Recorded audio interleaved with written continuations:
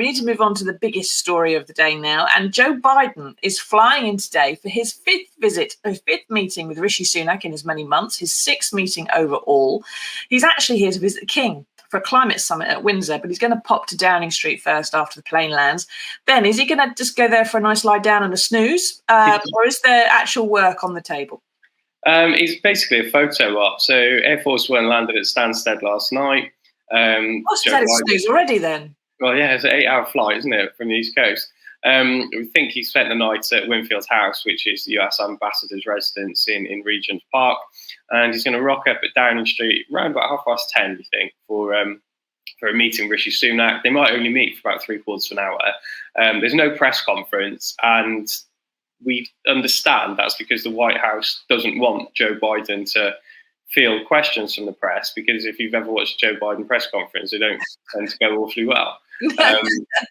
So he's going to be in number 10 for about 3/4 of an hour. What you can expect is I believe it's called the White Room at number 10. It's where they sit next to the fireplace.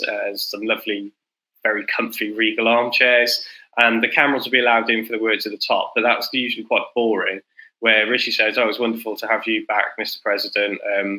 Looking forward to our negotiations." And Joe Biden will say, "Oh, it's great to be here again." And then if he's lucky, he'll manage to call him his actual name this time by Rishi Sunak, rather than the mangled version when Rishi Sunak became Prime Minister. And then it's off to Windsor Castle around about lunchtime, where he's going to meet King Charles. There's going to be an inspection of some troops. The anthems will be played in the quadrangle at the castle. And then the two heads of state, the president and the king, they're going to be briefed by John Kerry, who's climate envoy for the Americans, and Grant Shapps, the energy security secretary, about some climate change measures that are going to take place. Realistically, Biden's only popping in here en route to Lithuania, where I'll be going tomorrow for the NATO summit. And then after that, on Thursday, Biden's off to Helsinki for a meeting with the US Nordic Council. So, it's a bit of a whistle-stop tour around wonderful places of Europe. Yes, exactly. So presumably those words at the top, as you mentioned, when they have their photo call in Downing Street, Joe Biden will just say, "Yeah, thank you very much." And he won't say, "It's nice to be here, Mr. Pick and Mix in Lithuania. Where the hell am I today?" And he won't even know what day of the week it is. Mike says, during the Privileges Committee vote that's due in the House of Commons this afternoon, I think this one's on Chris Pincher. There's so many, it's hard to keep track. Will Rishi Sunak keep Joe Biden locked in a room with him for the duration? Or will there be an urgent helicopter trip somewhere? Ben, is Rishi Sunak actually going to turn up to this vote against about the censure of a Conservative MP, which leads, of course, to a by-election? I think actually this one this afternoon, it's about Boris Johnson's cheerleaders trying to influence the Privileges Committee.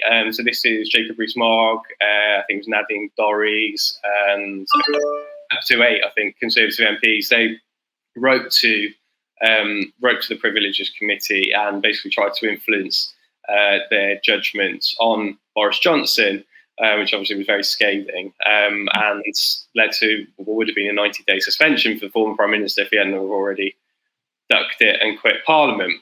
So there's going to be this debate this afternoon. I suspect Rishi Sunak won't turn up for it.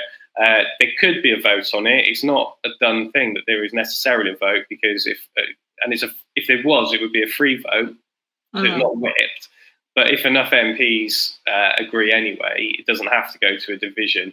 I wouldn't expect to see Rishi Sunak take part in that vote this afternoon. I don't think he'll take part in any debate this afternoon. It's going to be opened by the Commons leader, Penny Mordaunt. So instead, today, from number 10's perspective, is all about Joe Biden's visit, even though he's only going to be there for 3/4 of an hour.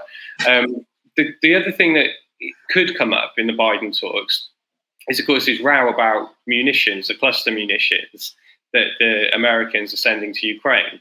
Now, these are bombs that spread out when they go off, and Britain is one of 123 signatories to a convention that bans their use. The Americans haven't signed it, and the Americans have got stockpiles of them and think, well, Ukraine needs weapons, let's give them to Ukraine. So that's a bit of a sticking point between the UK and the US that might get discussed today. And also at the NATO summit, there's, NATO, it's meant to be a consensus organisation. they don't have votes on who they want to be the next Secretary General. They tend not to have votes on additional members acceding to the alliance. It is done by consensus. But they did manage to reach a consensus on a new Secretary General. So instead, the current Secretary General, Jens Stoltenberg, has had his term extended for another year. That comes after it was extended last year. And also, there's a big row at the moment about the accession of Sweden, which Turkey is blocking because they don't think Sweden's done enough to clamp down on PKK terrorists, who basically Ankara is accusing Stockholm of harbouring terrorists. So it's all set to be a big row. And now you've got this other row over cluster bombs as well. So what was meant to be a big summit all united behind Ukraine, there's plenty of flashpoints there. Exactly. So what do you think, everybody? Do you think that Joe Biden coming over is a sort of a publicity coup for Andy says, Joe Biden at number 10, what time's bingo on? Andy, that's ageist. Is it a publicity coup for Rishi Sunak to be meeting him, or is it actually going to backfire a little bit? They've got to talk about cluster munitions, which, Rishi Sunak's people have been briefing out that they've discussed. Those are bombs that you drop one bomb and they break into loads of little bomb nets. They're indiscriminate. You cannot target them. And they go off for years afterwards because they get lost, all the little bits. Then, when the civilians move back in again, some kid gets blown up. That's why they are banned in so many countries. But obviously America doesn't want to send Ukraine the bombs that it might need. It wants to they've got a stockpile of things they can't use easily, and they want to have someone else use them, if you like. And then you've got the environment. Of course, Rishi Sunak's just lost his environment minister in Zach Goldsmith. They've just dumped an £11 billion climate plan. And here we are, Joe Biden, who's quite big on the environment, who's just had a big green bit of legislation to invest in jobs and green energy and so on. Very successful. Go through in the US. He's there to meet the king, who is a renowned tree hugger. So that bit of the conversation might not go too well. Then there's the fact that at the bottom of the page there, Ben, you report that we don't have enough troops. We haven't got a plan for how our troops are going to be looking in the next few years. There's Ukraine and its accession to NATO. There's a whole host of things they've got to talk about, and they don't necessarily agree on a single point. The whole special relationship is a bit going opposite ways. Are these talks actually going to be useful, Ben, in terms of changing any of that? Because you've only got 45 minutes, as you said. Or is it more like a courtesy call in which neither side's just going to move an inch? Is Sunak just going to come out and say, well, he's fine with the use of cluster munitions, for example? No, Sunak's not going to back the Americans over cluster bombs. He's made that quite clear. Are the talks going to be substantive in any way? No. Nothing is really going to change out of it. We know the Americans are unhappy about the defence cuts that the government under the 2021 Defence Command Paper is implementing. That's cutting the size of the army by 9,500 troops from 82,000 to 72,500. We're getting rid of a third of our Challenger 2 tanks. So the Americans are unhappy about that. Mm-hmm. And then also there's one of the reports I've done today is about the equipment that the government has got and has ordered. So basically each year is in effect an auditor looks at the really big spending projects that the government has underway and says how much the costs have gone up by, in some cases gone down by, but not very often. And they rate like a colour-coded traffic light system, how likely it is that projects will be delivered on time and on budget. And some of the biggest spending projects, obviously, are to do with defence. And only a handful have got the coveted green rating. Others have got a red rating, and others are in the middle. So in terms of what we're planning for the future with our military, the Americans are not massively happy about that. And as the story I've done today shows, there's great doubts over how much of it can actually be delivered. Exactly. And it says there in your story, and get this, everybody, all right, the costs have gone up for the defence kit, the projects that are underway, by £9 billion in just a year. I think free school meals is about a quarter of that, if even that. But apparently we can't afford to feed the children, but we can afford to keep bombing stuff because that's more important. Ben, are these costs going up because we're having to re-equip, having given everything that's not nailed down to Ukraine, or is it inflation hitting things that are already in the pipeline? How have they managed to spend £9 billion more without noticing? So the cost of the projects have gone up. Part of the reason is because of inflation, but part of the reason they've gone up due to inflation is because they've been delayed. So if you buy a loaf of bread today, it's a bad example because I don't know how much a loaf of bread is and casket a politician for that. But say it's £1.20, right? Pint of milk. Come on, Ben, you know the price. In my defence, you don't just buy a loaf of bread, you buy it all together. So let's say it's £1.20.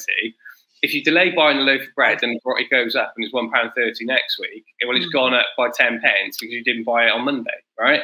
Mm-hmm. So that is part of the reason. The delays fuel the cost increases. And part of the reason is because when something's delayed, particularly with military equipment, new stuff comes out. So if you'd have bought a tank today, it's based on what you got today. But if it's taken 5 years to build it, well, there's 5 years worth of new technology. So you can sign off on, yeah, we want it to have this. But then when it's delayed, more stuff comes along. Like, oh, well, we need to put that in there now because that's out of date. When something becomes obsolete, and because of the length of time that it takes to build stuff, particularly for the military, stuff quite often becomes obsolete. Mm. Oh, and there's one other thing that the Yanks are likely to discuss with Number 10 today as well. I was on a briefing with a briefing call on Friday night with Washington, and their senior policy director for Europe at the National Security Council was saying that they're going to discuss Northern Ireland as well, which should go well because we know what Joe Biden thinks about Brits in Northern Ireland, and what he said a few months ago is that he went on a trip to Northern Ireland to make sure the Brits don't screw around. It's not very nice of him to say about us, is it? That's going to come up. Every time he meets the British Prime Minister, he wants to talk about Northern Ireland. Yeah, it does show some awareness, perhaps, of the complete lack of concern that one or two of the previous Prime Ministers have had about Northern Ireland. Riz says Ireland is the elephant in the room. That's it. He's got 45 minutes. They're going to be 5 minutes on each of these issues, isn't there? They're only going to be talking about something very briefly, I should have thought. So is Ukraine going to join NATO? What's happening with the armed forces plan, which is supposed to be producing? How can they go? They've got this NATO summit later this week in Lithuania, where Ben's going to be going to get a nice fridge magnet on his way home. How can they go into that summit without getting these things straight? I mean, 45 minutes isn't long enough. Surely they've already bashed it out on email. So talks have been going on behind the scenes at NATO headquarters in Brussels for months about what's called the communique. So the communique emerges at the end of the summit, and this isn't just unique to NATO, this is what happens at all big summits, about what can be agreed. So the leaders only rock up for 2 days, and they basically sign it off. There'll be a row about something, obviously, but in the main, stuff has been discussed and sorted out. There is dispute over what they can agree. In terms of Ukraine's admission to NATO, so all agree in theory, the 31 members, that Ukraine will one day join NATO. There's a dispute over when it should happen. So Britain wants it to happen as soon as possible. The Americans want it to take longer. We have to be clear about this, that Britain might want it to happen as soon as possible. No one's suggesting it can happen whilst the war is still underway. It can't, because then NATO would be in a war against Russia. We'd have to phase, yeah, there'd be trouble. Exactly. And the Article 5 self-defense clause, an attack on one is an attack on all. Ukraine's not going to join NATO whilst Ukraine is at war with Russia. You can't have a country that has armed territorial disputes ongoing joining an alliance which has a collective defense clause. So that's not going to happen. And Zelensky's going to be at NATO in Vilnius tomorrow and Wednesday. He's obviously going to say we want a pathway to membership. He'll probably be granted that. What he won't be given is a date. No. I wanted to clear up one thing for me, one thing for everybody else as well, right, is watching this. We see a lot of Volodymyr Zelensky these days at the NATO summits, at G7. You know, he gets busked in and he does a little thing, goes and meets the leaders. And Joe Biden goes and has a bilateral with him and sits down with him personally and all the rest of it. But joining NATO, you've got to hit certain targets in order to get into NATO, as we've already discussed.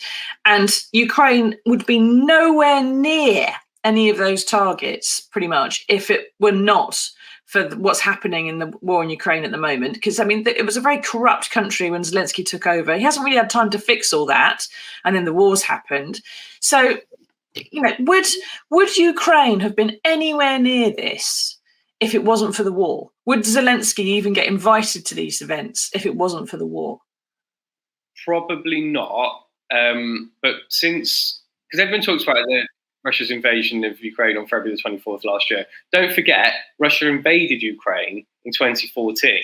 Yeah, they took the Crimea and they'd taken parts of the east of Ukraine in the Donbass. So when that happened, a few countries, including Britain, saw which way the wind was blowing and started training Ukrainian troops. Part of the reason Ukraine has been so good at defending and fighting the Russians in the way they have is because for 8 years they've been trained up by British troops, and obviously that's intensified, bringing them over to Salisbury Plain, giving them tanks.